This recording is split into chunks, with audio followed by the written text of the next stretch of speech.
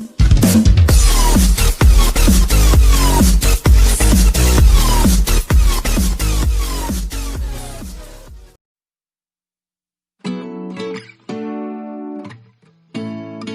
dia, pessoal, vamos lá para mais uma aula, né? Hoje aí correções, vocês podem acompanhar aí, e também falar um pouquinho sobre Haiti, da Guerra Fria ao século XXI.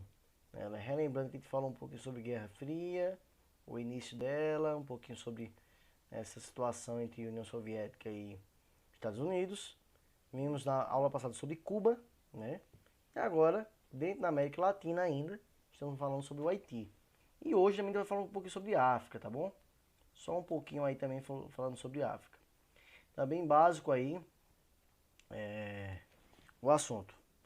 Livro de atividades, vocês vão ter em mãos aí, página 22, tá certo? Então, livro de atividades, tenho em mãos, página 22 para corrigir.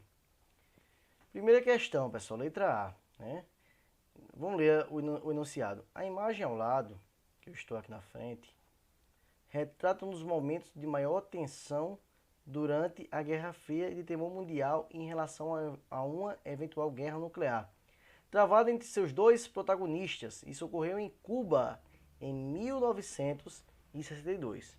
Então, quem eram os dois protagonistas da Guerra Fria? É bem fácil, né? Estados Unidos, como está aqui, olha, e União Soviética. Então, eram os dois protagonistas da Guerra Fria. Letra B. A que acontecimento se refere o enunciado da questão? A crise dos mísseis. Então você vai explicar o que foi, né? Foi justamente quando a União Soviética tinha um projeto de instalação de mísseis em Cuba. Foi descoberto pelo Serviço Secreto americano e, graças a Deus, de forma pacífica, né, diplomática, eles resolveram a questão quando os Estados Unidos tirou os mísseis que estavam na Turquia e, consequentemente, a União Soviética não instalou mísseis em Cuba, tá bom? Então é basicamente isso aqui, e aqui vocês podem ver a resposta, tá? Justamente sobre o que eu falei. Como estão atualmente as relações entre Cuba e Estados Unidos? Teve uma melhora na época da gestão do Barack Obama, uma reaproximação, porém com a chegada de Trump, como está aqui, isso aí estancou, né? Emperrou, não tem mais nenhuma questão aí de reaproximação do governo americano com o governo cubano após a chegada de Trump ao poder. Confira a imagem e leia o texto a seguir. Em setembro de 1973, o principal estádio de futebol de Santiago, no Chile, o Estádio Nacional, se tornou o maior campo de concentração de presos políticos na América, no início do regime de Augusto Pinochet, logo após o golpe de Estado e o bombardeio do Palácio de La Moneda, que decretou o fim do governo e a morte do presidente Salvador Allende. Então, qual é a relação entre a imagem e o texto acima e a Guerra Fria na América Latina? Tem tudo a ver, né? Essas ditaduras militares aí dos países latino-americanos foram incentivadas, né, e financiadas também pelo governo estadunidense, pelo governo dos Estados Unidos da América. Então tem a ver sim, tá certo? Justamente pelo financiamento aí dessas ditaduras pelo governo norte-americano. Pessoal, livro didático agora. Vamos para a página número 39, né? Essa aqui não tem resposta escrita, então vou ter que dizer a vocês quais são as respostas. Só um minutinho. Primeira questão é sobre Cuba, né? Qual preocupação geopolítica os Estados Unidos tinham em relação a Cuba durante o período da Guerra Fria? É justamente isso, de Cuba se aproximar dos soviéticos. Era a principal preocupação. Segunda questão.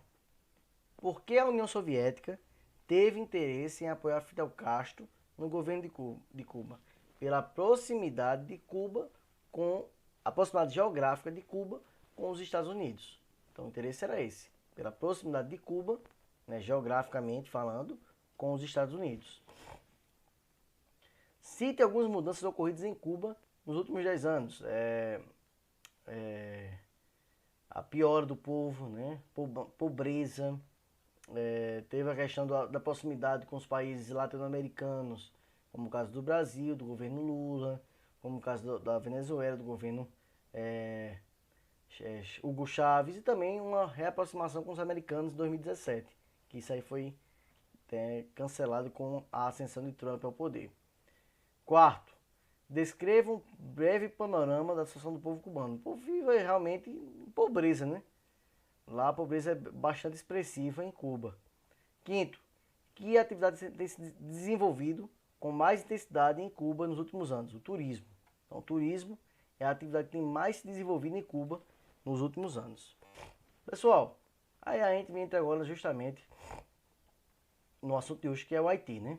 Pessoal, o Haiti trata-se do primeiro país a abolir a escravidão e a se tornar independente na América, mas teve um histórico conturbado em todo o século XX.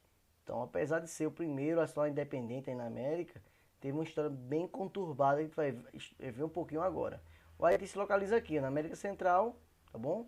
Sua capital é Porto Príncipe, ok? Vamos lá. Diversos presidentes, pessoal, foram assassinados ou retirados à força do poder lá no Haiti. O país esteve, nesses anos aqui, ó, de 1915 a 1974, sob a ocupação dos norte-americanos, tá certo?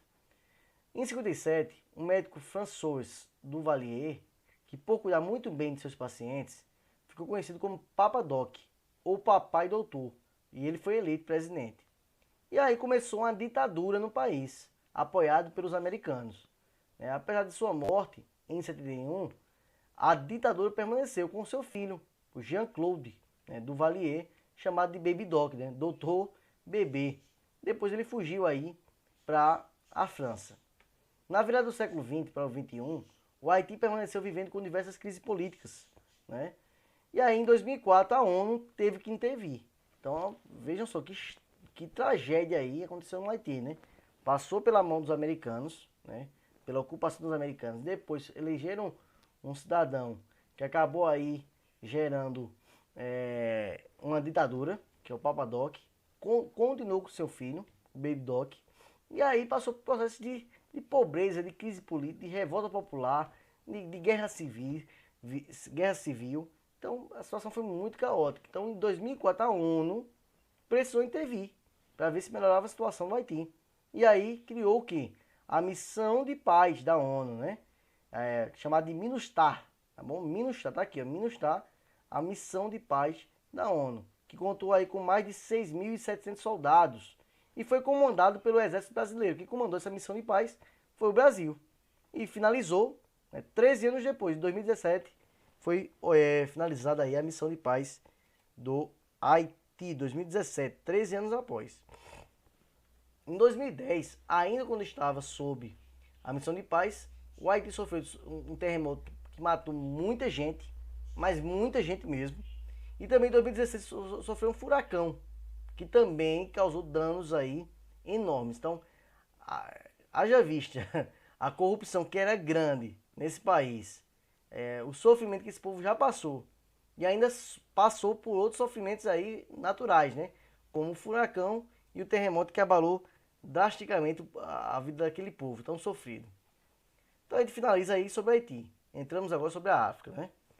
O período da Guerra Fria na África foi marcado pela descolonização. Quando estava havendo a Guerra Fria, pessoal, foi justamente na época que vários países africanos começaram a se descolonizar, né? Sair do cabresto aí dos países europeus. Quando se descolonizaram, as fronteiras continuaram intactas. Então, aquelas fronteiras que foram delimitadas pelos europeus continuaram ali da mesma forma. Porém, mesmo sendo descolonizados, eles tinham ainda uma relação indireta com o colonizador, tá certo? E aí permanecia a exploração dos recursos africanos, com baixos salários, com condições de trabalho degradantes. Então, em diversos países da África deflagraram guerras civis. Para piorar tudo ainda, existiam ainda várias guerras civis. Por quê? Porque os colonizadores delimitaram um território com vários povos diferentes. Então, vamos supor aqui tinha um território lá chamado Sudão. Mas só que no Sudão, que era governado por um país europeu, existia vários povos diferentes. Quando o colonizador foi embora, ficou aqueles povos diferentes do mesmo território. E aí gerou o quê? Guerras étnicas, guerras civis, que inclusive dividiu aí vários territórios, né? Por exemplo, Sudão dividiu em dois, Sudão do Sul e Sudão, e assim foi. E outros ainda continuam em guerras, né? Devido a essas diversidades étnicas que existem lá. Algumas regiões do continente foram objeto de disputas indiretas envolvendo as superpotências da Guerra Fria. Quando Guiné-Bissau, Angola, Moçambique, ex-colônias portuguesas influenciadas pelos ideais da Revolução dos Cravos, tornaram-se independentes e se alinharam ao Bloco Socialista 75, a União Soviética lhes forneceu apoio na tentativa de expandir, com base nesses países, sua área de influência. Então, esses países se tornaram independentes, né, com essa Revolução dos Cravos, derrubaram o regime português, né, nesses países aí, e passaram a serem financiados pelo governo soviético, que tem a intenção de expandir aí seu sistema, sua influência pelos países africanos.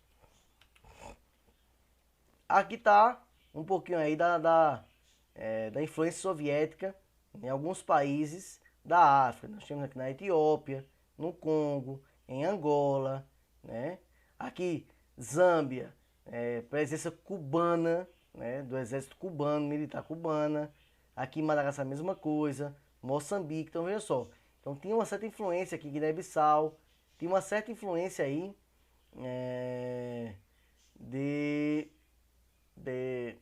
dos soviéticos nessa região. Além de que, olha, essas armas aqui significam o quê? Importante comprador de armas dos soviéticos. Então vendia arma aqui para os soviéticos.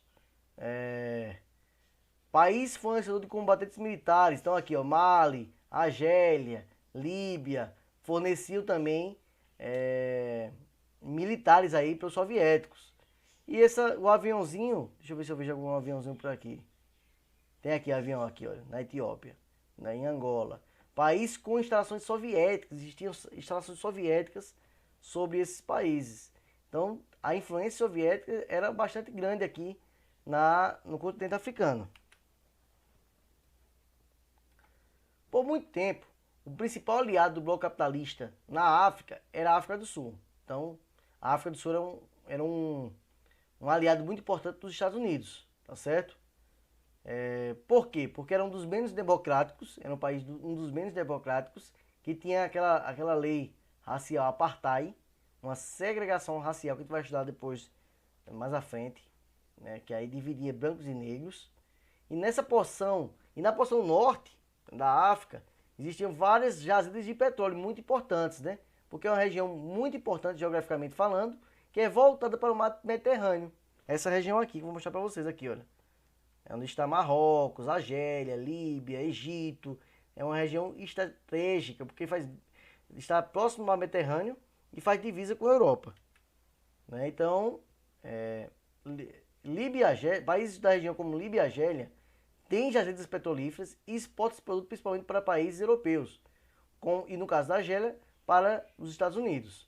Ambos são membros da OPEP. Então, Líbia e Argélia são membros da OPEP, que é a Organização dos Países Exportadores de Petróleo.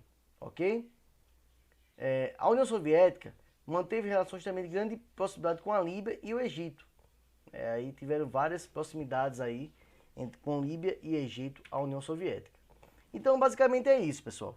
Vocês vão ter que se tocar e lembrar do Haiti, da influência americana no Haiti, os problemas que o Haiti enfrentou, tanto de cunho econômico como também de cunho natural, como terremotos e furacões, e também sobre a África, a influência dos soviéticos em alguns países africanos e também alguma influência dos norte-americanos aí sobre alguns países da África.